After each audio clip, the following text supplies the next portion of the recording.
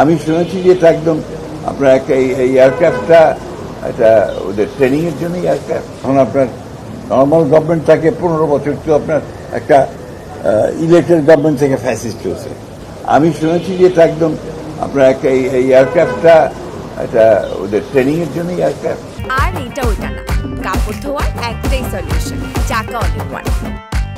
আমি শুধু জানি না, আমি বলতে পারবো না। অনেকে বলছে নাকি আগেও যে একটা দুর্ঘটনা ঘটেছে, ঘটতে পারে, I don't know. But the pilot, young pilot, এটা তার সোলো ফ্লাইট ছিল, অর্থাৎ তার ট্রেনিংয়ের শেষ পর্যায়ে তাকে একা ফ্লাইটটা নিতে হবে। এখানে সামথিং ওয়াজ রং, রং যেতেই পারে, এটা হতেই পারে।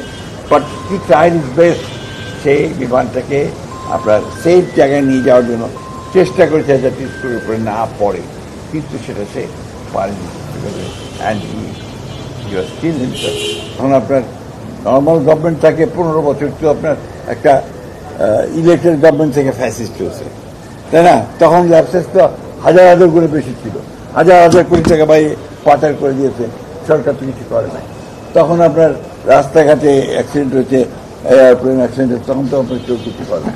সুতরাং অন্তর্বর্তীকালীন সরকারের দুর্বলতাটাকে বড় করে না দেখে তাদের যে আপনার সদিচ্ছা, তাদের প্রক্রিয়া, সেটাকে বড় করে দেখা উচিত। কালকে যেটা হয়েছে মূলত আপনারা জানেন যে খুব দুঃখজনকভাবে একটি বিমান দুর্ঘটনাকে কেন্দ্র করে অনেক প্রাণ গেছে, কচি প্রাণ গেছে।